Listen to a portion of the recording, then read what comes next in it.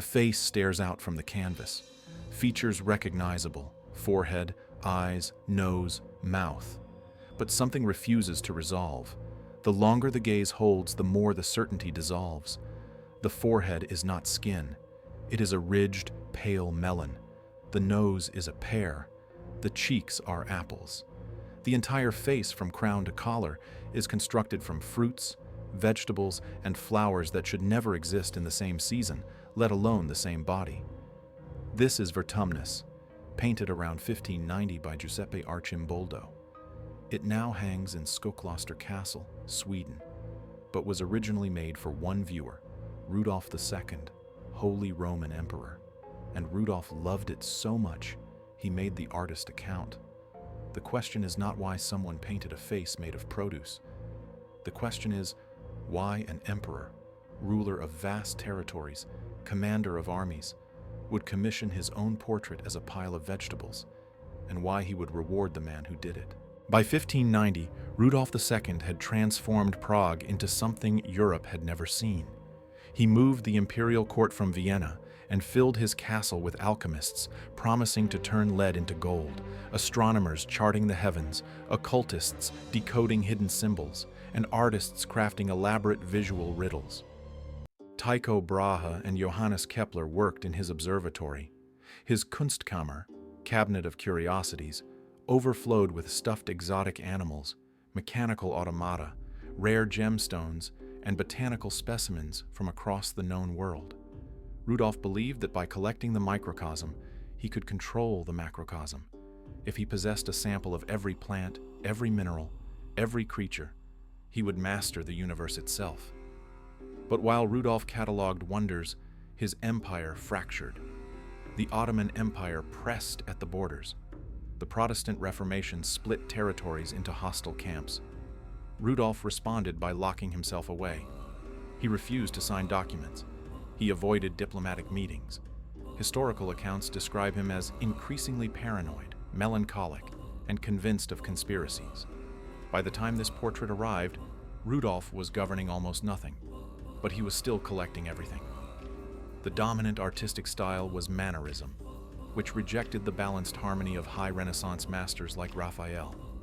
Mannerist art prized complexity, artificiality, and intellectual puzzles meant for educated elites who could decode layered meanings. Art was not meant to be immediately beautiful. It was meant to be solved. Giuseppe Arcimboldo had spent decades serving 3 Habsburg emperors. He was not merely a painter. His official title was Master of Festivities. He designed costumes, stained glass windows, and staged elaborate spectacles. He understood that court art was performance, propaganda, and philosophy compressed into an image. In 1587, Arcimboldo retired to Milan. 3 years later, he sent this painting back to Prague as a gift. It was the culmination of his career, and it had a specific argument to make. The painting depicts Rudolf as Vertumnus, the Roman god of seasons, plant growth, and transformation. According to the Neoplatonic philosophy fashionable at Rudolf's court, the emperor was the microcosm containing the macrocosm. If Rudolf's face held every fruit, every vegetable, every flower, then he was not merely ruling nature. He was nature. He was the sum of all seasons, all climates, all abundance. The philosopher Gregorio Comenini, writing in 1591 while Arcimboldo was still alive, praised the painting as proof that Rudolf had conquered time itself. But there is another reading, one that Rudolf perhaps never saw. From a distance, the brain insists on seeing a human face. Up close, that certainty collapses. There is no flesh here, only objects arranged to trigger the neurological compulsion to find faces in patterns, a phenomenon called pareidolia. Look at the sash cutting diagonally across the chest. It is woven from flowers and vegetables that should never coexist. Spring lilies bloom next to summer squash. Autumn grapes hang beside late-season wheat. In nature, these plants are separated by months. Their presence together is an impossibility, a declaration that under Rudolf's reign, the laws of nature bend. But the method of flattery undermines itself. Turning a ruler into vegetables makes him consumable. Humans eat fruit. fruit does not command. By constructing Rudolf from produce, Arcimboldo inverted the power relationship between sovereign and subject. The painting claims divinity while simultaneously reducing the emperor to ingredients. Start at the top of the face. The forehead, dominating the upper portion, is a massive, wrinkled gourd, or melon. In Renaissance physiology, the forehead was considered the seat of intellect, judgment, and rational balance. This one is heavy, furrowed, suggesting not clarity of thought but burden and inward pressure. The creases read almost like the grooves of overuse, as if thought itself has become labor. The melon's watery, fleshy texture contrasts sharply with the marble brows of classical sculpture, replacing idealized permanence with organic fragility and decay. Move down to the eyes, positioned just below the melon forehead. They are small, dark, constructed from berries, likely blackberries, set into what appear to be pea pods or cracked almond shells for eyelids. The materials are soft, perishable, and easily bruised. The result is an intense, beady stare that feels compressed rather than expansive. Historical accounts describe Rudolf as melancholic, prone to dark moods and paranoia, withdrawn from court life. Arcimboldo captured that quality precisely. These are not joyful eyes. They are watchful, suspicious, and burdened, as if guarding knowledge rather than sharing it. The nose, centered in the middle of the face, is a large pear. It mimics the shape of Rudolf's actual nose with surprising accuracy, elongated and weighty. But the pear also carried sexual connotations in 16th century slang, often phallic, often crude, associated with vulgar humor. The question hangs unresolved. Is this reverence for the emperor's features, or a bawdy visual pun smuggled into a court portrait? Arcimboldo provides no answer. He simply places the pear where a nose should be and allows the tension to remain, suspended between flattery and insult. On either side of the pear nose, the cheeks are formed from two large red apples. They suggest healthy, ruddy flesh, the outward signs of vitality expected of a ruler. But the apple also held imperial symbolism. The Reichsapfel, or imperial orb, represented the sphere of the world held in the emperor's hand. By constructing Rudolf's cheeks from apples, Arcimboldo may be suggesting that Rudolf's very flesh is sovereignty itself. That empire is not merely worn, but embodied, pressed directly into the face. But look at the lower portion of the face, the mouth and jaw area.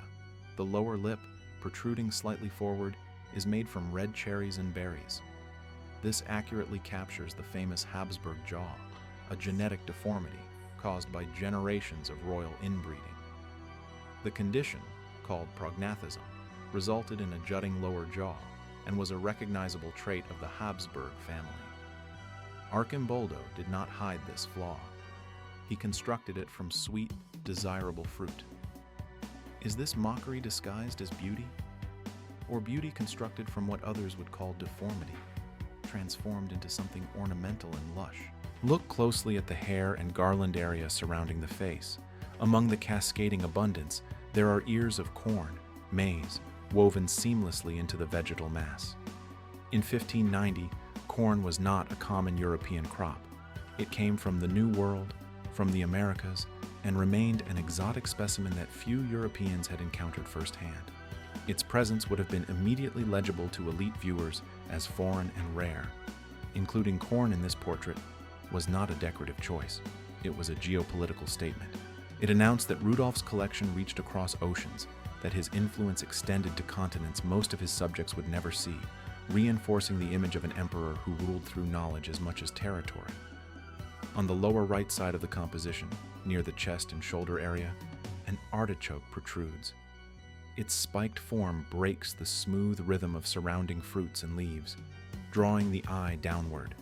In the 16th century, artichokes were luxury items restricted to the wealthy, difficult to cultivate, and expensive to procure. They were also considered aphrodisiacs, often associated with sexual potency and masculine vigor. The placement of the artichoke on Rudolf's chest functions as an assertion of virility. Ironic, given that Rudolf was known for his reclusiveness and reluctance to engage in the social rituals of courtship and marriage. These botanical choices reveal the painting's dual function. On the surface, they celebrate abundance and mastery, presenting the emperor as the axis around which nature itself is ordered.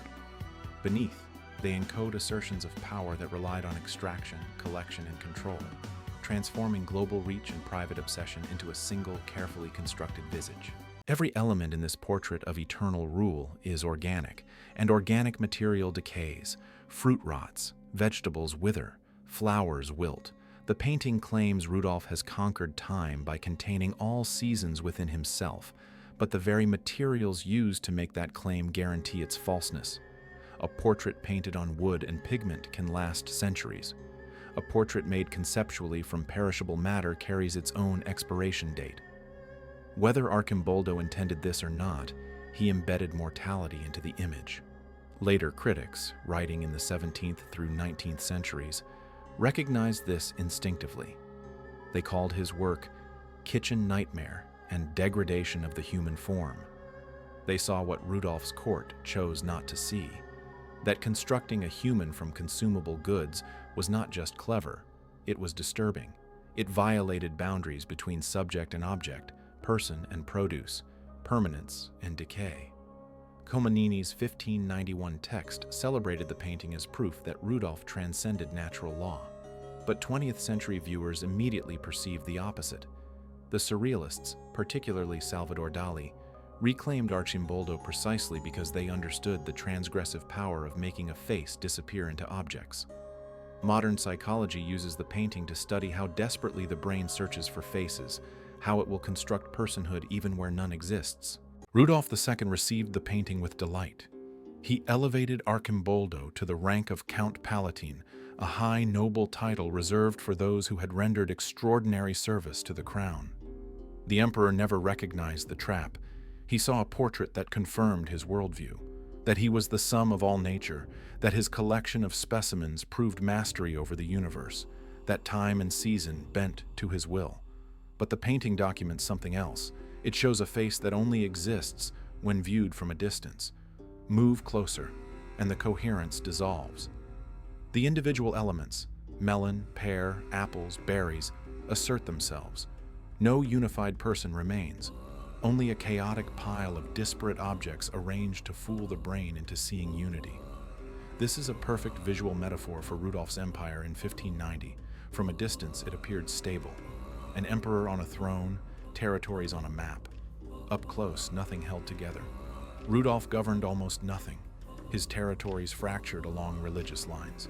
The Ottoman threat intensified, and Rudolf remained in his castle, surrounded by his collections, convinced that possessing small things granted control over large ones. Arcimboldo may have believed he was creating propaganda. He may have thought he was flattering his former patron with a witty philosophical conceit. But he created something more honest, a portrait of a ruler constructing himself from objects he did not grow, could not sustain, and would inevitably lose to time. The painting hangs in Sweden now because the Swedish army looted it from Prague in 1648 during the 30 Years' War, the conflict that finally shattered the empire Rudolf failed to govern. The face made of abundance was carried away by soldiers as spoils of war. It still stares out from the canvas, still insists it is a person, still dissolves into vegetables the moment the viewer looks too closely.